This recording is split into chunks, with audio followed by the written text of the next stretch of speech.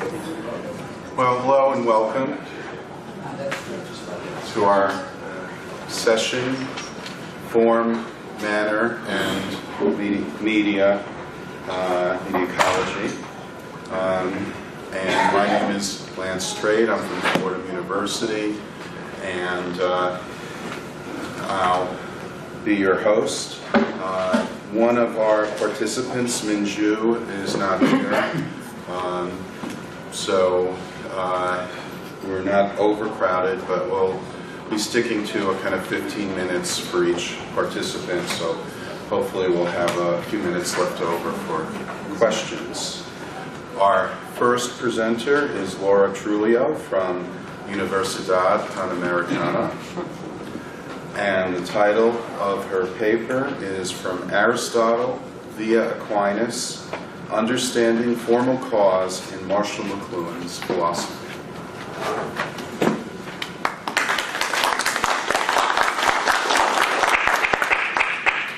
Hi, thank you all of you for being here, and thanks, Lance, for the invitation. In this essay, I will discuss the philosophical roots of formal cause in Marshall McLuhan's work. The main objective being to gain a better understanding of media and their impact on both individuals and society. Marshall McLuhan developed his insights regarding media issues in a profound way, drawing from several major scholars in sociology, psychology, art, literature, and philosophy. I particularly want to emphasize the role that philosophy played in the development of his analysis of the effects of media and technology, reaching back to the classical era and Aristotle's theory of the four primary causes: material, formal, efficient, and final. Aristotle's goal was to explain everything about the human life world, and his ideas were adopted and expanded upon by several philosophers who devoted themselves to Aristotle's thoughts.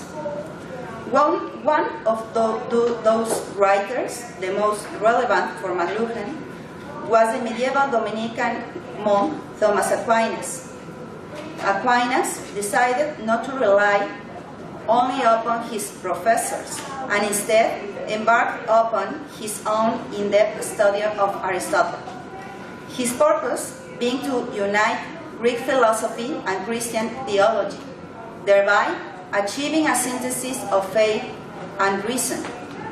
McLuhan, who identified himself as a Thomist, working in the philosophical tradition of Aquinas, is believed by some to have had a similar goal in mind: to integrate his insights about media and technology with Roman Catholic theology, setting up in his writings a transversal axis of religious thought that cuts across his media ecology. In addition to following Aquinas in emphasizing the priority of sense perception, McLuhan also shared with the medieval scholastic an interest in Aristotle's metaphysics and the concept of formal causality in particular. Aquinas discusses this concept in his commentary on Aristotle's metaphysics, explaining how nature exists and arguing how a divine influence can be clearly seen by applying the concept of the dimensionality in considering God as pure act, essence, and form. Aristotle's doctrine of the four causes, material, formal, efficient, and final, provide Aquinas with a basis for explaining the nature of God and creation in terms of form and matter, essence and existence, and to link the material together with the immaterial or spiritual.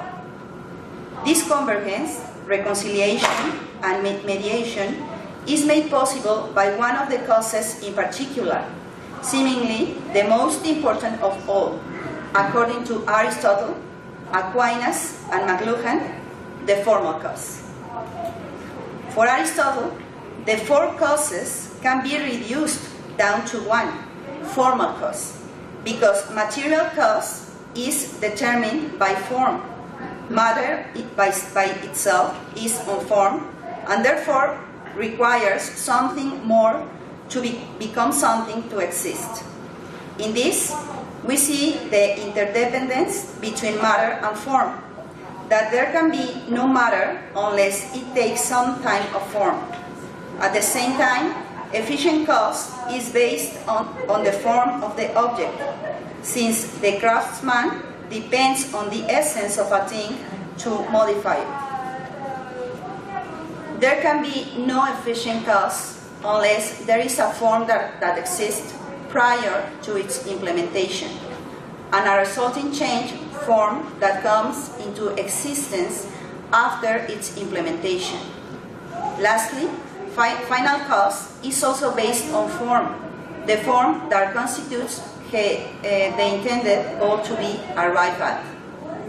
Aquinas summarizes Aristotle's doctrine of the four causes and adds a few comments of his own, differing in certain points from Aristotle's original explanations. For Aquinas, three of the four causes, formal, efficient, and final cause, relate to the act that is performed. Material cause is different, not of the same type as the other three, because matter, as such, represents only potential existence, requiring the addition of form to come into being. So that matter without form is not an object or thing in actuality. To understand what is meant by matter in Aristotelian theory, we have to remove every attribute, such as its size, shape, quantity, or amount. That which is left to us after the attributes are removed is matter, the substrate that each one of the attributes is applied to. But without attributes, what is matter?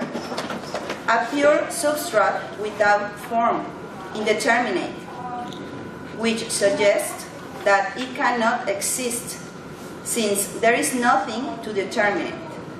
For Aristotle, what remains, that is matter, is pure indetermination, or matter that is a certain not being, which cannot exist as not being because it will be nothingness, and therefore would not be available to be given form, remaining indeterminate as potentiality. For Aquinas, the other three causes, formal, efficient, and final, can be reduced down to one, because formal cause ontologically represents final and efficient cause, insofar as all of them relate to the act that is performed. Thus, Aquinas recognizes only two actual causes: material cause, which in reality is not a cause as such, because it is only a possibility, mere potential, and formal cause, which is left as the only true cause. Formal cause refers to the essence of a being or object, encompassing the efficient cause that explains its origin, and the final cause that refers to its end state and the act required to reach it. In emphasizing the division between form and matter, Aquinas diverges from Aristotle's interest in explaining physical reality, in favor of his own concern with reconciling faith and reason. Moreover, Aquinas is known for his interest in analogy, in how diverse elements, although different, have something in common, an interest that McLuhan shared as well, his tetrad model being based on analogical relationships between the four elements. Thus, Aquinas discusses another way of dividing the four causes, pointing out that two of them, material and formal cause, are intrinsic because they belong to the being in a necessary way. For example, a human being could not be a human being without both form and matter, that is, flesh and bones. If a human being lacks either of them, that person stops being what that person is, stops being a person. On the other hand, efficient and final causes are extrinsic, since they do not ontologically belong to the being, although they do depend on its nature to be what they are. However, they are not necessary causes. For example, the final cause of a person is happiness, according to Aristotle, but not everyone reaches this end state, and therefore no one requires it to be what they are as persons. Additionally, Aquinas produces a profound analysis of the diverse senses in which efficient cause may be invoked, breaking that one type of causality down into another tetradic taxonomy of sub-causes. For example, perfecting cause, preparing or disposing cause, assisting cause, and advising cause. While analyzing efficient cause is great detail, Aquinas maintains that formal cause is the most important of the four, for it constitutes a kind of perfection, in that it does not depend on another thing to be what it is. This in turn means that formal cause is analogically related to God, because form is the equivalent of act, and God is a pure act, perfect act, and therefore every being is related to the perfect being that is God.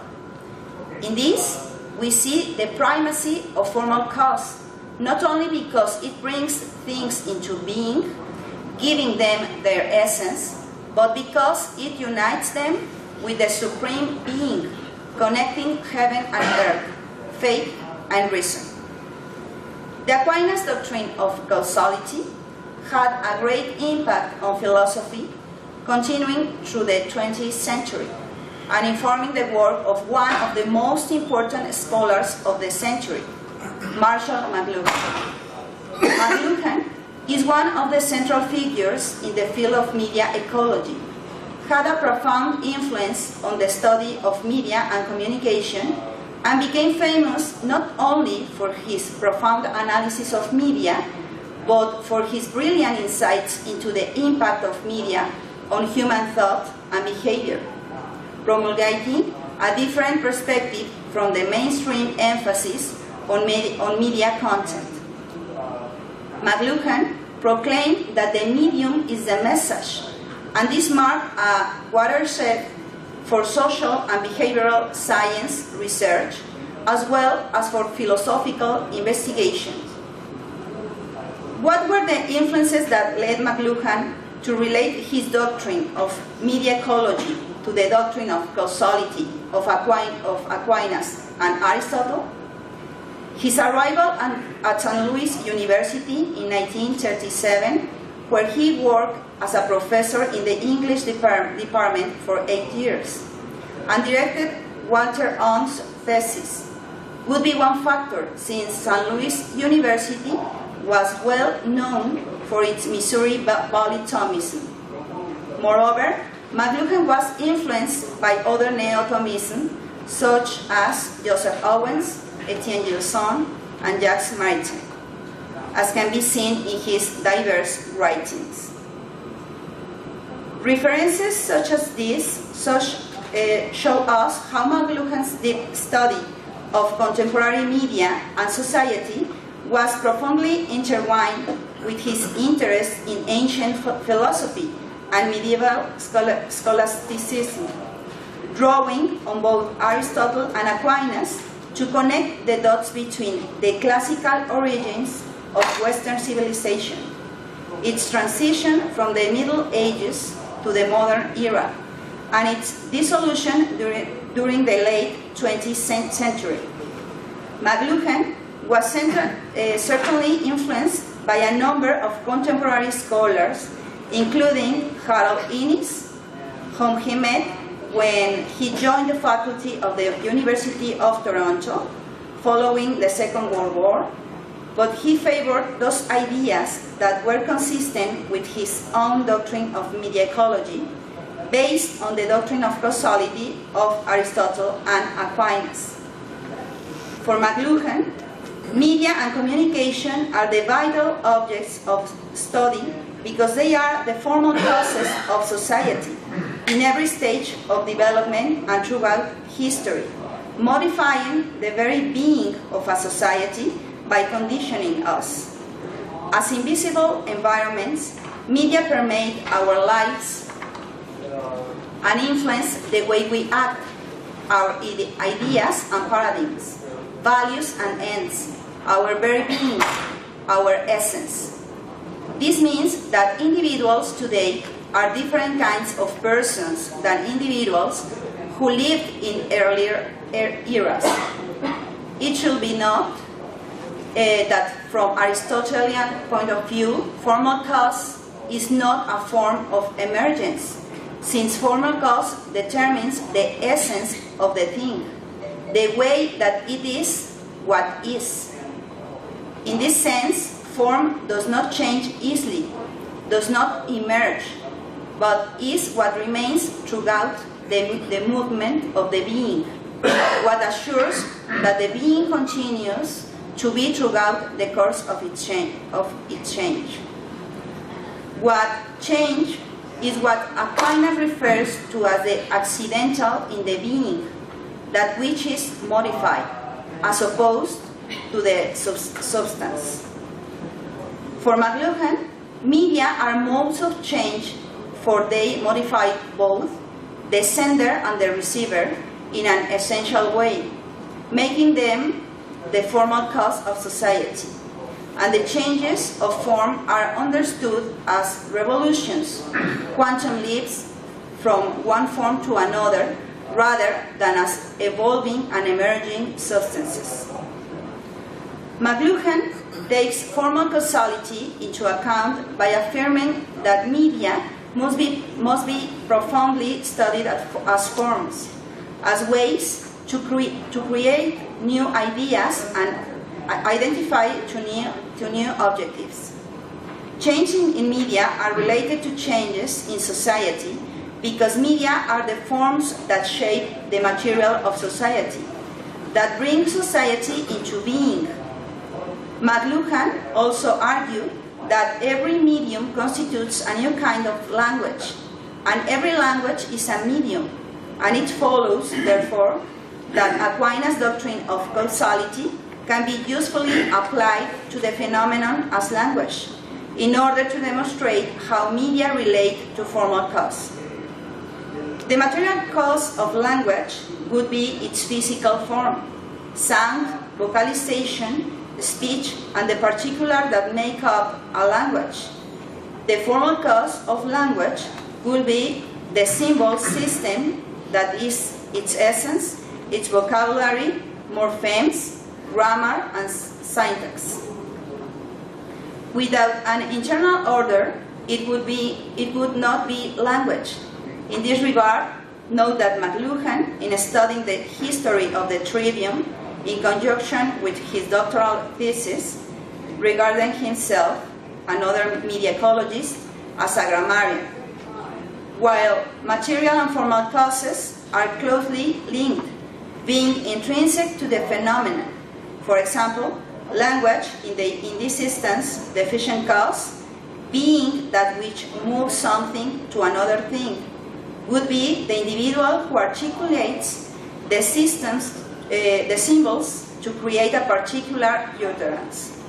Of the types of efficient cause enumerated by Aquinas, it would be an assisting and advising cause because both are subordinate to the purpose of the agent, which would constitute the final cause, the effect that the utterance is intended to achieve. Marshall McLuhan was a revolutionary in his own time, able to recognize and anticipate what nobody else could imagine. The development and importance of media, their neurological effects, and their impact on society.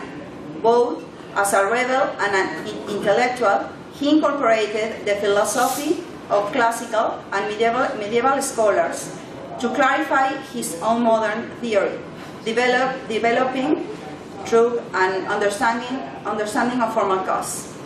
McLuhan's doctrine of media ecology, the medium is the message, conveys the idea that formal cause is the essence of reality, because it is formal cause in the form of a medium which determines what is contained.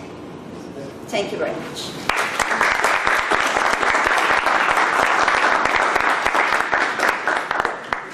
Thank you, Laura. Our next presentation is from Paul Lippert from East Stroudsburg University in Pennsylvania. The title of his talk is Are We Mannerist? Some Considerations about the Evolution in the Present State of Modernity and the Role of Media in Getting Us There.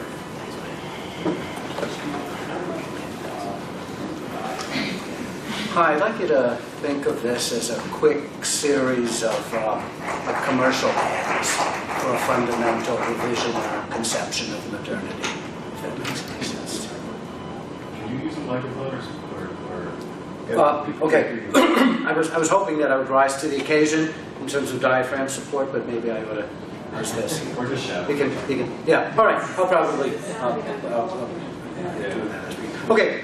Arnold Hauser begins his discussion of mannerism as the rehabilitation of a misunderstood or neglected style with the observation that its development marked one of the deepest breaks in the history of art, and its rediscovery implies a similar break in our own day.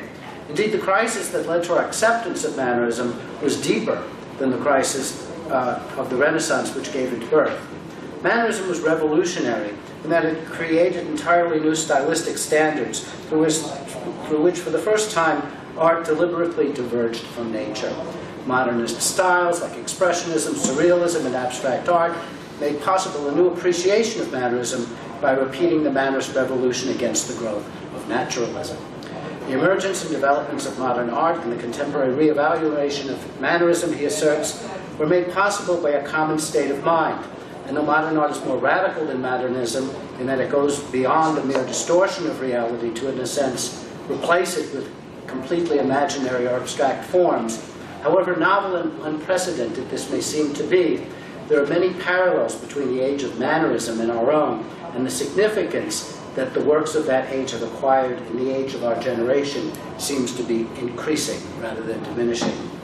Showing how this state of mind is rooted in these historical parallels and expressed in such stylistic standards, Hauser argues for a conception of modernity which is greatly at odds with one that is rooted in the harmonious, orderly, classical thinking of the Renaissance. Instead, it's one that sees our supposedly postmodern age as but a continuation of the revolution started in the 16th century.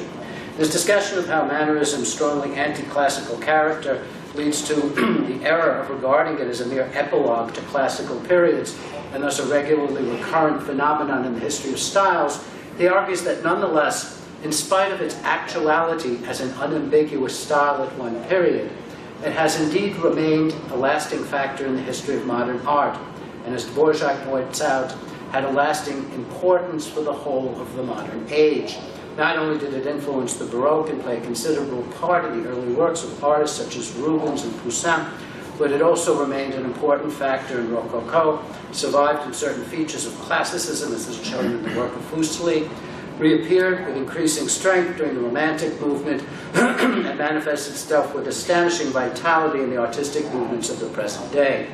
As a style that is at once classical and anti-classical, mannerism's fundamental sensibility is of the dialectical tension between opposites, of paradox, and of the generation of meaning through contradiction. The tension is often a manifestation of the relation between the cool, rational sensuality of the Renaissance and the heated, irrational spirituality of the Age of Reform.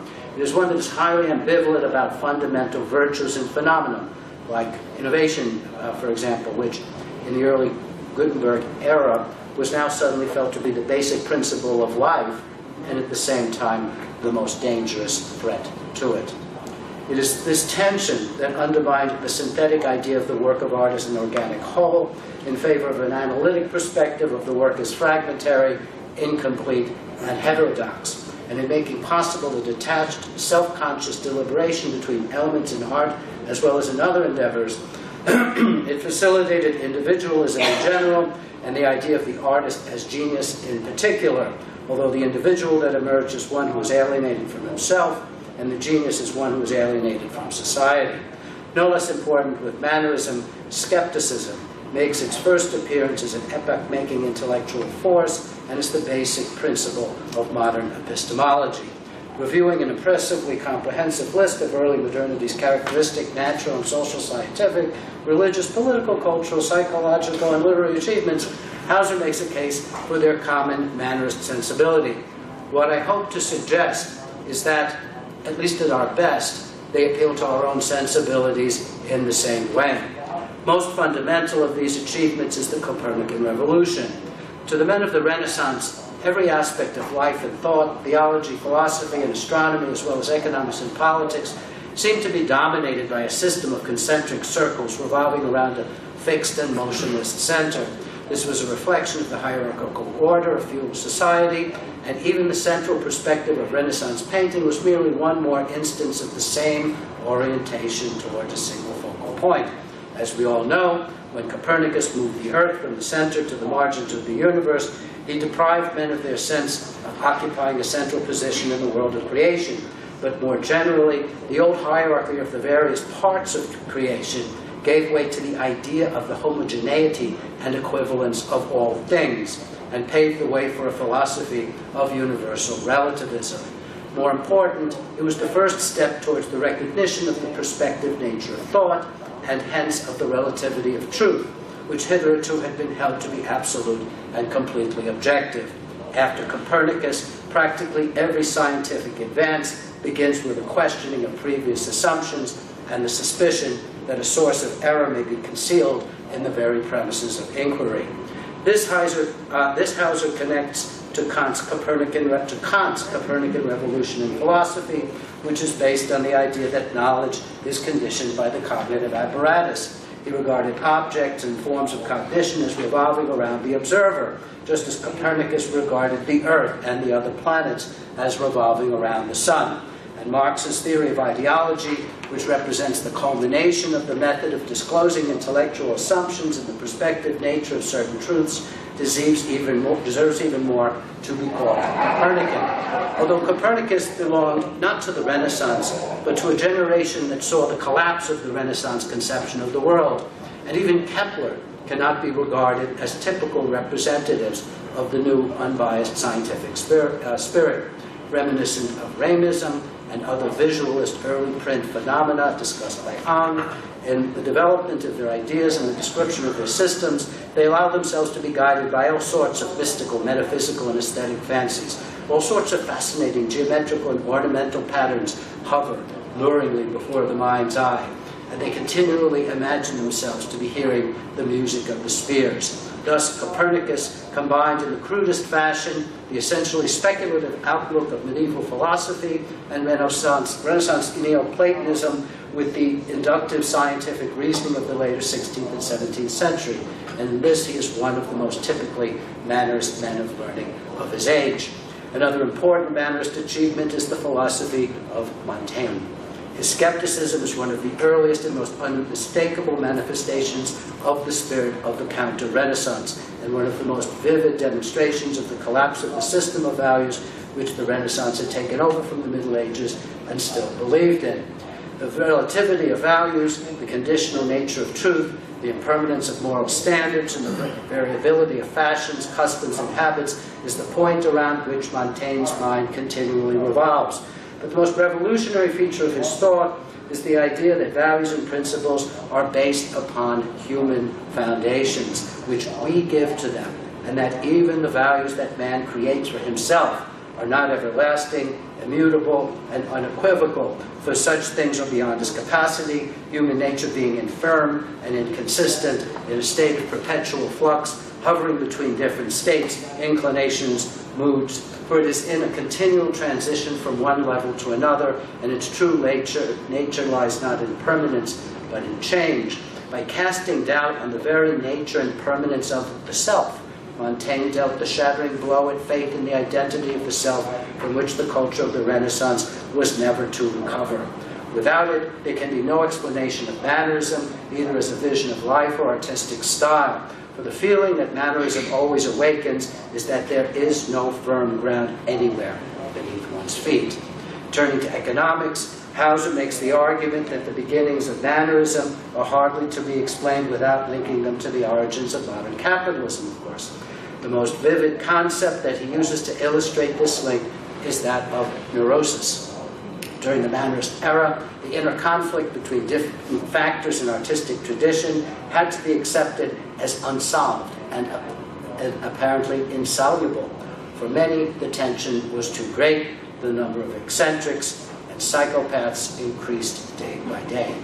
This conflict was present not only in what artists put into their works, but in the new social position that they found themselves in as well. In place of the security of the social bounds and cultural coherence that were disappearing, they were plunged into a world of fierce and unrestricted competition. This, of course, was the world of capital, which was transforming society in 4 stages. The first was the accumulation of capital, which accompanies the breakdown of the medieval corporate organization of the economy, the shift in the essential activity of the entrepreneur from manufacture to trade, and from trade to finance, together with the intensification of competition and the gradual absorption of smaller enterprises by larger. The second stage was the consistency with which henceforth tradition was sacrificed to rationalization, and every factor in the process of production was considered on material grounds alone, quite independently of its human, personal, or emotional aspects. The third aspect is the development of an unprecedented understanding of the fictitious, fluctuating nature of market value and its complete dependence upon juncture. The final stage was reached when finance capital became a world power and political control became a function of capital. Adaptation to these new social relations required new repressions and sublimations and produced such neurotic symptoms as courtly society, of which the Mannerist hero Don Quixote is the most famous victim. Contemporaneous with the Mannerist era was the Protestant Reformation, which Hauser reminds us has been called the Copernican Revolution in religion, in the sense that it is no longer the church, but the individual who becomes the principal factor in religious life. In contrast to the mediation of the church hierarchy, he calls this a democratic principle. But the core Protestant dogma of the doctrine of predestination gives Protestantism an aristocratic aspect which implies human inequality. This produces a profound ambivalence which runs through the whole of Luther's social thinking, as well as his attitude toward the peasants' war, the princes, and the bourgeoisie. This conflict and tension between the irrational nature of grace and the rationality of the idea of a personal calling produced such ambiguous notions as Max Weber's concept of worldly asceticism. But none of the ideas of the Reformation made so deep an impact on the Mannerists as the denial of the freedom of the will, or at any rate, there was none with which they seemed more fully in agreement. The compulsive, mechanical, puppet-like view of man so characteristic of Mannerism expresses the feeling of unfreedom, inhibition, confinement in the frail body and in this earthly life that underlines Luther's anthropology. Machiavelli, Hauser claims, was the first modern thinker. The prince set in motion the final breakdown of the integrated and self-contained spiritual world in which the Middle Ages and the Renaissance moved. His idea of the autonomy of political thought and action, which provided the first impulse that led to the atomization of the various fields of knowledge and experience, was a revolutionary development which resulted in the loss of the whole man, who still possessed a uniform and harmonious vision of life. But there was as well a gain, which was the ability to discriminate between different approaches to and interpretations of reality, and to retain the specific aspect of the different approaches. No other representative of the age so clearly illustrates the crisis connected with the collapse of the uniform vision of life, and no one else seized so swiftly and acutely on the advantage derived from the differentiation of thought and its adaptation to distinct and divergent aims. Through the transformation of the state, in effect, from a planet into a sun, Machiavelli achieved a third Copernican revolution. His double standard of morality, which allows different considerations to be given to different circumstances in statecraft and everyday life, is closely linked to the concept of ideology. That is to say, understanding the prospective nature of thought. It is this relativism which is the turning point in the history of the Renaissance, it is the basic cause of the spiritual crisis of the age, and the Mannerist intellectual revolution that resulted. Nothing better expresses the nature and origin of the cultural crisis of our own time, in Hauser's view, than the concept of alienation. He argues that in conscious form, alienation appeared for the first time as the crisis of the Renaissance, and its effect was so revolutionary and all-embracing that the concept of alienation is the only possible common denominator for the various forms of upheaval that affected every field of culture. Whichever way one looks, one sees the same phenomenon, of men suddenly feeling themselves cut off, as it were, from the familiar things that previously gave meaning and purpose to their lives. By means of the impersonal new forces in the economy and society, man created objects, forms, and values, and became their slave and servant instead of their master. One of these forces is capital, which, is, as described earlier, takes on an abstract, autonomous agency and separates the worker from the product of his labor through the process of commodification, whose alienating effect is nowhere more evident than in the field of art. No other force is the modern. The other force is the modern institution, which also begins to take on a life of its own in the 16th century. Not only did institutionalization make social relations more abstract and impersonal, it transformed means into ends, an essential characteristic of Mannerist art. Indeed, every Mannerist style and every Mannerist vision of life either bears the mark of this deadening of spontaneity and mechanization of reactions, or shows signs of the struggle against it by the development of exaggerated forms of individualism, sensibility, and arbitrariness. A period such as that of Mannerism can legitimately be described as a period of alienation and the institutionalization of social forms par excellence. An important and characteristically modern concomitant to the phenomenon of alienation is that of narcissism.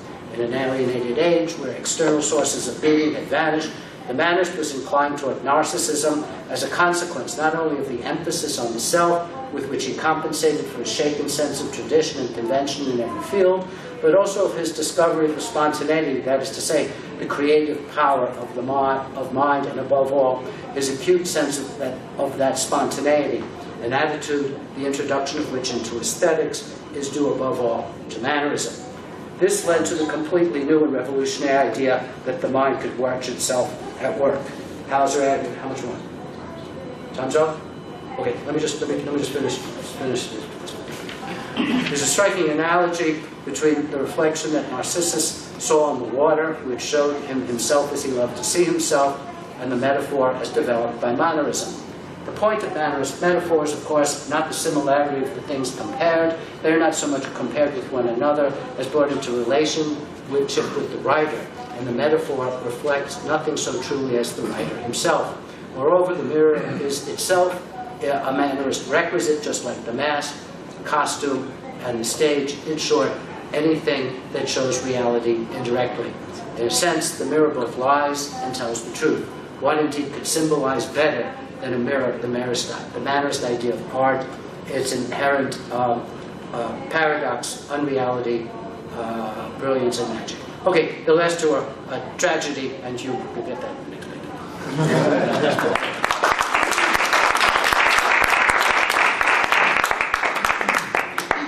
Thank you, Paul. Our first two papers took us from the ancient and medieval into the Renaissance and into the modern. The second half of the session focuses on the contemporary world, and we are a bit eclectic, but if media ecologists can't make connections, nobody can. Next up, we have Michelle Kramisen from Fairleigh Dickinson University. The title of her paper is Trauma from the Undead, Post-Apocalyptic Survival in the Walking Dead.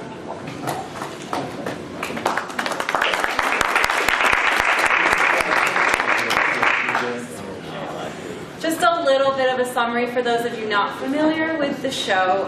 Just really quickly, The Walking Dead is a show about a zombie apocalypse and their survival. I will be focusing on Rick, who is the lead character, Michonne, who is kind of the unspoken hero of the show, and Herschel, who, spoiler alert, I'm sorry, gets beheaded in cold blood, and I'm going to focus on those characters. So hopefully that clarifies for you what I'll be discussing.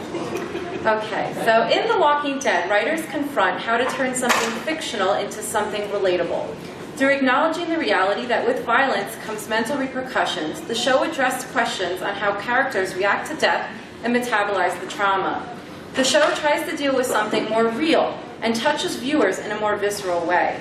Viewers experience discomfort when they have to witness something more truthful. Life cannot be solely about gore, but rather the consequences from that gore. The characters must face their emotions, which can lead to uncomfortable admissions within the viewers' lives. Season 4 moves into a realistic direction as characters seek comfort through nostalgia and understands what it truly means to lose. When we feel, we comprehend the feelings the characters go through. We will not know what it feels like to stab a zombie in the brain, but we do know how it feels to accept death, beg for forgiveness, and experience guilt.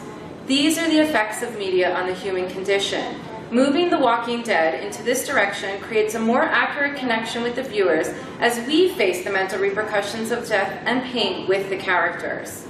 The origin of post-traumatic stress disorder is from World War I shell shock, which was attributed to combat soldiers. In 1922, the report of the War Office Committee defined shell shock as a sapping of morale by sudden or prolonged fear, which ultimately reduces him to a state wherein he cannot control his emotions. The inability to control emotions or assign experiences or memories into concrete terms is explored in The Walking Dead. After the governor destroys the prison, their home, Michonne walks off with the zombies in a catatonic state. We see the triggers from trauma with Rick as he continually stabs one of Joe's gang members to release the anger he did not successfully release toward the governor. A divide in language exists as there is no vocabulary to discuss the trauma of the occasion, and therefore survivors must form a new language to explore emotion. Because of this, they must assign meaning to their experiences, because without this meaning, these concrete terms, they lose the will to live. The more a person tries to repress a memory, the more it manifests itself in destructive ways. Dr. W.H.R. Rivers saw at the moment World War I soldiers were traumatized as, quote, the process of repression does not cease when some shock or strain has removed the soldier from the scene of warfare, but it may take an active part in the maintenance of the neurosis. Maintaining the neurosis was Herschel's job as the moral compass. When he was abruptly executed by the governor, the witnesses had no way to cope. By attempting to forget distressing thoughts, character forced the memories deeper into their psyche. Herschel's death was the last straw, so to say, of trying to cope or ignore the trauma of the zombie apocalypse. There was no way to erase the memory of Herschel being executed. It is this action that prompts the character's realization that they can no longer suppress what they have witnessed. The zombie apocalypse is destruction on a massive scale, and the infection leaves no one safe. Survivors become so overwhelmed with death that they are unable to mourn their losses. If they were lucky to recover a body from a zombie attack, it may have been fragments as the body had been ripped apart. This presents a real issue with mourning practices and burial. Either it was a segment of a body or one without a head. Even worse is a loved one turning into a zombie. Death engulfed the character's consciousness. They had to find a way to cope with the fear of impending death of themselves and their friends. This amount of death develops into a repression of traumas. While there may be an effort to forget the experience, this trauma will reappear in mental wounds. No matter what type of trauma experienced, trauma theorist Kathy Caruth writes that, quote, the experience of trauma repeats itself through the unknowing acts of the survivor and against his very own will. As the lead, Rick is presented as the character who is always the survivor, both metaphorically and literally. The show begins with Rick surviving a coma post-zombie apocalypse, unclear of the infection around him. He endures traumas, including killing his best friend, his wife dying, and most recently, the death of Herschel. As the definition of survivor in the show, Rick must confront his trauma. The writers preview this when Rick imagines receiving phone calls from deceased characters, and he relives each trauma as the details are encoded into his memory. The final phone call from his wife allows Rick to accept her death and to become the survivor for their newborn child and a leader for others. Many studies show that survivor guilt plays a central role in social withdrawal, depression, preoccupation with the past, and a fear of persecution. We meet Michonne in a solemn, disjointed state as she has survived her lover, her friend, and her son, and now hopes to help another child. The concept of an infant surviving the zombie apocalypse awakened what she had buried within her psyche. Survivor guilt tends to lead to a recollection of memories and a presence of an absence. This presence of an absence represents the internal trauma many survivors deal with. For the characters in The Walking Dead, Herschel is the grandfather of the group, not only because of his age, but also because of his morals and ethics. His allegiance to the Bible and unending hope reminds the group of why they should keep living and rebuild life. When he is killed, he immediately becomes this presence of an absence. Psychologist Dominic LeCapra discusses the concept of reading scars in order to overcome traumatic past. We must dissect the scars, unearth experiences, and write them into memory. Looking at scars requires an active role in understanding and then deciding what to do with the information. For viewers, these scars may awaken similar thoughts of grief and pain as the trauma becomes realistic. Eva Hoffman writes that, quote, "Perhaps it could be said, metaphorically, that trauma is suffering in excess of what the psyche can absorb, a suffering that twists the soul until it can no longer straighten itself out. The Walking Dead is not linear, as it took 3.5 seasons to confront the mental effects of trauma. By not presenting a linear progression of dealing with trauma, the scars are deep, and the struggle to progress beyond the trauma now resonates with the viewer." Marianne Hirsch's theory on post-memory closely ties in with LeCapra's theories. Recovering memories takes a certain amount of discipline, as does healing scars. Hirsch states that, quote, "Post-memory is a powerful form of memory precisely because its connection to its object or source is meted not through recollection, but through an imaginative investment and creation. Even in the apocalypse, we need to recover items that elicit memory. Without these mementos, it is as though the memory is gone. Mourning must occur when these items, memories, and even bodies cannot be recovered.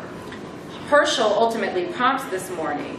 His morality, which he laid into the survivors as a scar, lives on as they approach a new struggle of rediscovering hope during survival. The Walking Dead needed to explore vulnerability and humanity. Vulnerability is what allows the characters to break down the trauma rather than internalize it. Within the zombie apocalypse, people are always dying. Characters must acknowledge their trauma and confront their grief. The audience craves this growth within the characters. Connecting unrealistic scenarios with life experience allows the viewers to attach meaning to the program. The mid-series premiere begins with Michonne walking the grounds of the overrun prison. Viewers witness the governor executing Herschel in the mid-series finale, and he is now a zombie head. As Michonne's survivor guilt unravels, she searches for Herschel so he can now be at peace. Herschel, her father figure, was killed with her katana. She cannot bury him, but she can allow him to live at peace. Michonne regresses to show how she was prior to meeting everyone at the prison: loss of emotion, anger, and employing an unending sadness. This episode begins the series' focus on a journey toward an understanding of trauma. Bouncing between Rick and his son Carl and Michonne shows that all three need each other to recognize their trauma. Rick, beaten close to death, still tries to reclaim his role as fighter so his son can remain innocent, as Herschel's death has created a divide between father and son. Carl disobeys his father as he sees him as a betrayer since he failed to save Herschel. Holding on to this grudge while trying to survive only forces the trauma to stay intact. Viewers then witness a dream sequence of Michonne's pre-apocalyptic life. Her memory begins to blend with her current life as a samurai sword fighter. Her chef's knife turns into a katana, and the roundtable discussion on art turns into whether or not to stay in a refugee camp, all while Michonne is holding her son. The men appear filthy and become nervous, while Michonne is still calm over the situation. Her lover Mike says, "Where's the happy ending here?" while Michonne still smiles. She loses that smile until she bonds with the people at the prison. This is the first time she recalls prior happiness as she acknowledges who she has lost, which triggers her to awaken from her dreams.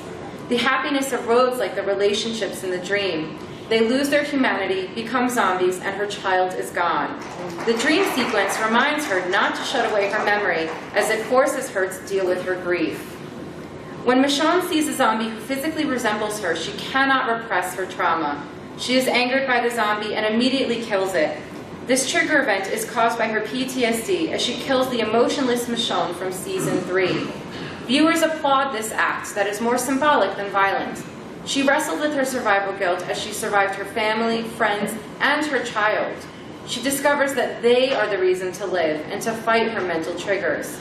Finding Carl and Rick allows Michonne to resolve those feelings and find hope in despair. In the episode Claimed, where they stay at a home that is eerily pre-apocalypse, Michonne brings back laughter. Carl and her laugh over her wardrobe, and she sprays canned cheese all over her face to instill some sort of childhood for Carl.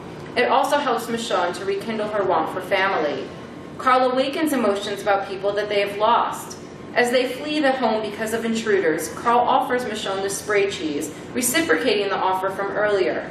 It becomes a cycle of mutual understanding. When Michonne returns to Rick and Carl, she allows a reconciliation of the prison life. It is a morsel of hope to overcome their trauma. In the mid-season finale, before the governor executes Herschel and destroys the prison, Rick attempts to negotiate with him. Herschel proudly nods yes as Rick says, quote, "We let go of all of it, and nobody dies. We could still come back. We're not too far gone. We can all change." This initiates a smile from Herschel, his last act of hope, what he always represented for the group. When the governor kills Herschel, it triggers massive trauma throughout the group.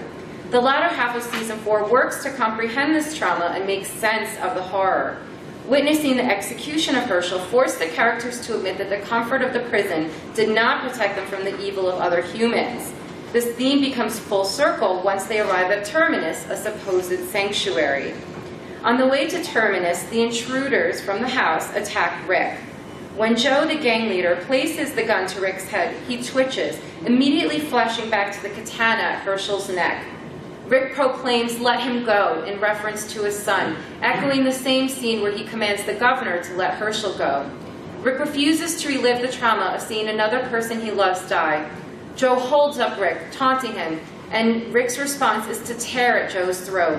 By eating the flesh of another human, Rick reminds the viewer who the true enemy is. Trauma no longer consumes Rick as he accepts the brutality within him and within humanity.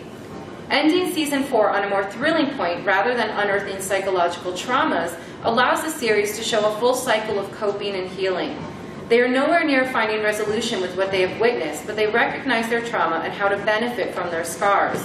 Moving back into gore revives the audience's attention as they have had half a season to watch likely communication scenarios in their own life: love, nostalgia, grief.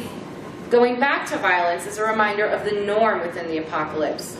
Through the influence of television media, viewers are able to digest trauma without directly experiencing it. Viewers interact with the show despite the fantasy aspect and develop connections with the characters.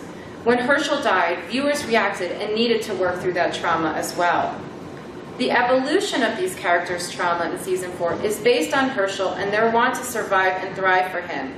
Breaking down the mental triggers shows a way of evolving and accepting that they must cut the umbilical cord that connects them to the prison by creating a new identity. The evolution also benefits viewers as they can metabolize Herschel's death while reminiscing. The flashbacks to when Herschel helps Rick set up the farm at the prison initiates them breaking new ground at the prison and reminds them it can happen elsewhere. What the characters have in common is their reason to live. The memory of Herschel. Viewers also need comfort from Herschel's shocking death. The characters carry him through their spirit for what he has done for them. This is the culmination of them overcoming their trauma. The trauma of constantly witnessing death and destruction presented itself to the characters in season 4. By witnessing, they acknowledge what has occurred and now refuse to witness their demise at Terminus. By recognizing the absence of a presence of those they have lost at the prison, the characters, despite their varying backgrounds, speak a universal language of grief.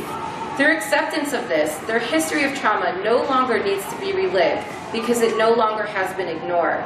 By using these episodes to understand the traumatic instances, The Walking Dead confronts the actuality of emotional pain in the apocalypse. No matter how strong one is physically, one must understand that losses will be mourned and tears shed.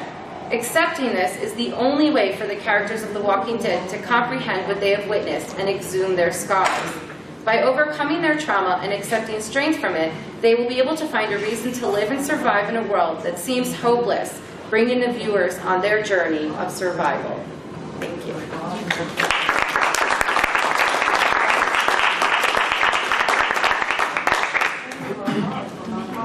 Thank you, Michelle. And we move from the trauma of violence to the hope of peace with our final speaker, María, Teresa, Nicolás, also from Universidad Panamericana. The title of her presentation, Covering Conflicts in the Middle East, Analysis of Mexican and Spanish Newspapers, January and March 2015. With musical accompaniment. Yeah, that's right. So I want to say thank you to Lance to invite me for joining first time. It's my first time in Media Ecology Association. I apologize, my English is always as good as I want. I have a Spanish background, so sometimes my pronunciation is awful, but I'm going to do the best. I'm going to use support because I'm going to give you data. This is a content analysis. I have been working in peace journalism more than a decade because when I started my PhD, I found peace journalism, and as Lance said, it's a hope in this war about conflicts. I was working with the Israeli-Palestinian conflicts in the last 8 years, and I think that if we just try to follow a little bit of the advices of peace journalists and we can merge with media ecology, I think we can do it better. So Johan Galtung, it's a Norwegian academic who was developed a long career in the field of peace studies. He's even considered by some as the founder of this discipline. During the 70s, he began to show interest in the role that media played in international conflict coverage. As a result of this, he published the famous article, The Structure of Foreign News, in 1975. He analyzed three main conflicts, the coverage of the 4 Norwegian newspapers carried about Congo crisis, Cuba, and Cyprus. When he did this previously, thank you, he discovered, this is one of the questions that we always made in communication, that the media create the reality or just show the reality. He said that obviously the media do not produce the violence, but they polarize the violence because they put the stress in the violence event. So, and I try to figure out how can I relation media ecology and peace journalism, and I do it like this. Is my proposal to you. Media ecology, in the words of Neil Postman, say that the perception is the important word. And if you say polarization and put this stress in the violence, and polarization is just the same, in the next slide, please. If you can see, Galtung say polarization, orientations, the topic in focus attention in the violence, and Neil Postman say, okay, perception. I think that sometimes the violence is not constructed but appear bigger than it's really in the reality, because we put the focus of the camera, we put the microphone in the violent guys, and we never give the microphone to the people that are proposing some peace agreements. That can be summarized my proposal, but let's move it. Galtung said there is 2 ways to cover a conflict. This is the high road and the low road. One is highly influenced by propaganda, focus on the opinion of the elites, and think that one lose and the other win. But there is another way to cover a conflict, that's giving voice to all the parts, also to promote that everybody can win, an agreement, a win-win, and that will be, in the future, they call the peace journalism. To summarize the peace journalism, we can say these 4 points. The journalist must analyze the conflict to be able to inform about violent facts, but the analysis must include the roots and the causes. Second, the information should present an orientation to conflict solution, giving relevance to proposal, negotiation, and agreement. Third, the journalist should push through in a systematical manner that is positive and negative, and to both parts. And finally, the orientation of the information must be towards the voice of common people, not just the elites, because sometimes the politicians want that the conflict continues for many, many reasons, but the normal people has the power to agree. Okay. So what's the background? How can we support the peace journalists in the media theory? I found the support, and that's my PhD research, in the framing theory. The framing theory said that it's not possible the objectivity because everyone sees the reality from a specific point of view.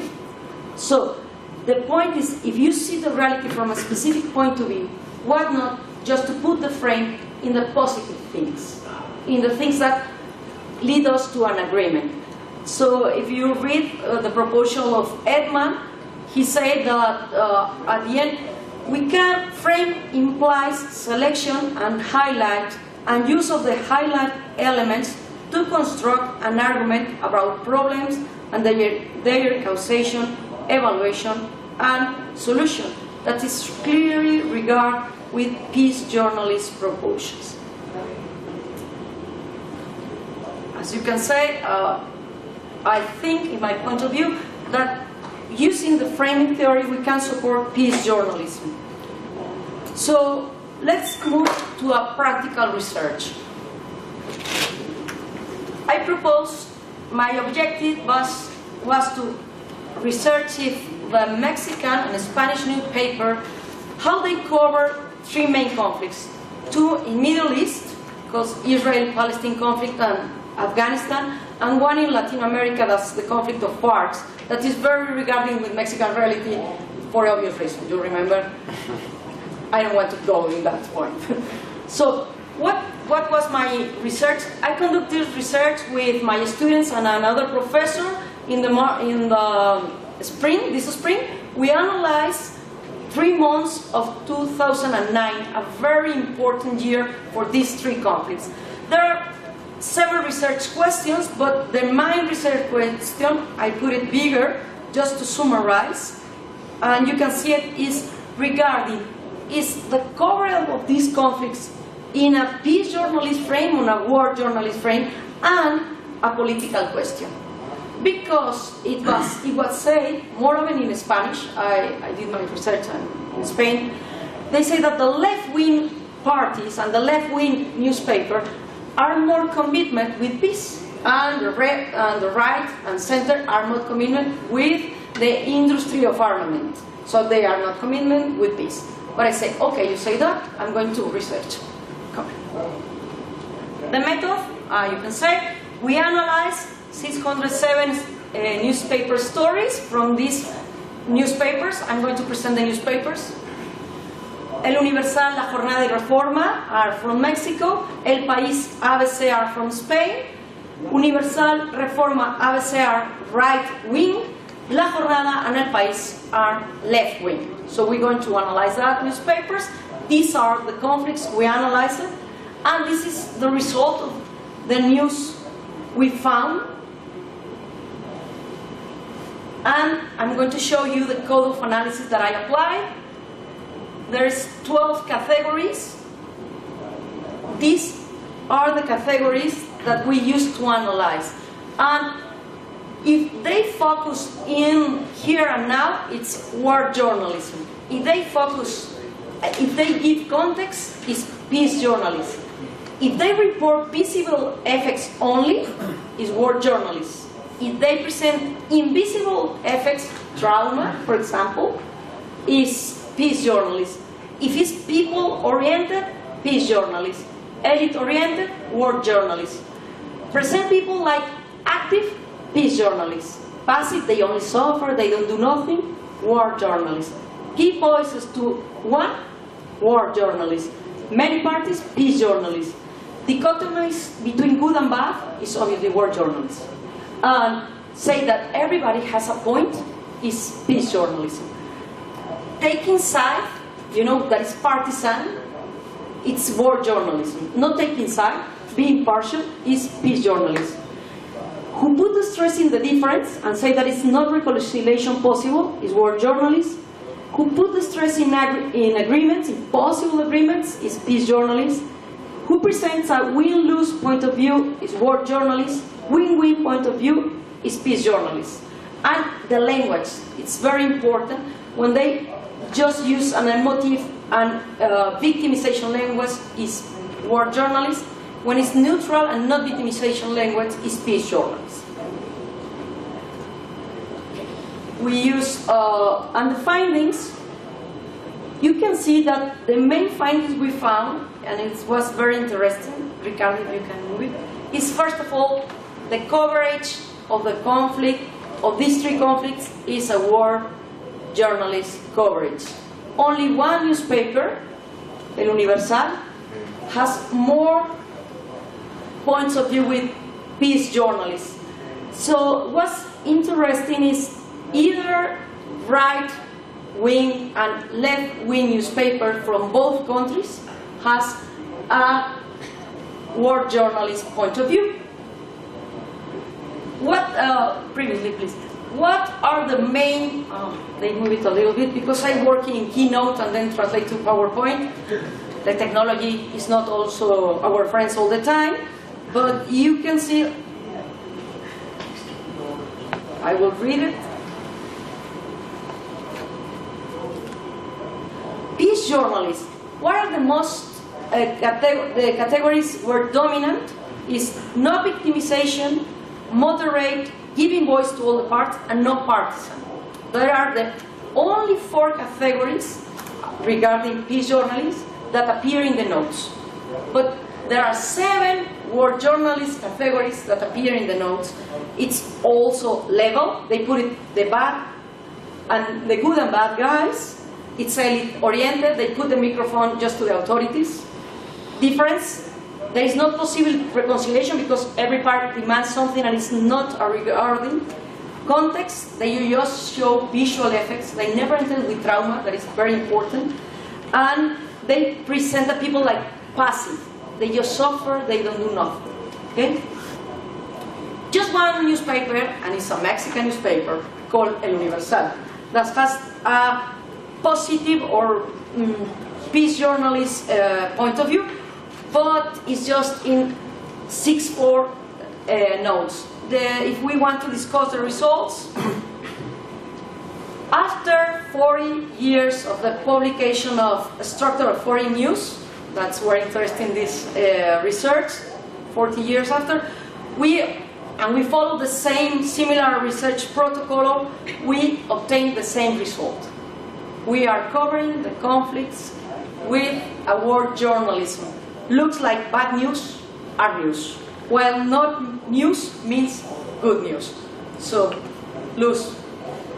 Another thing that is interesting is that regarding peace journalists, we find that the categories about, war journalists, we find that level is the higher category. Almost 72 news categories between good guys and bad guys. You know that, for example, BBC do not allow the journalists to say terrorist because this is a bad concept. But just BBC use that. Every different newspaper and also foreign correspondent turns to label all the different actors between good and bad guys. Regarding peace journalism, we found that the 2 categories that focus on language, that is moderate and no victimization, has the highest result. And something that is curious is that even the category of label, putting good and bad guys, is too higher. the journals do not take a partisan point of view. They classify it as good and bad, but they don't defend them. I don't know if I can understand my point. Okay. So what I see for the future, the aim of this study was to offer a quantitative contribution to topics that have been always discussed from a quality and storytelling point of view. Sometimes they say that it's not scientific because we just present discourses in qualitative way, but this is a quantitative study, and it will be very important for every newspaper analyst to keep on the effort of making a better job in the coverage of conflict by using a frame according to peace journalism model. This model has a lot of characteristics that comply to good journalism and will improve our media ecology. Thanks.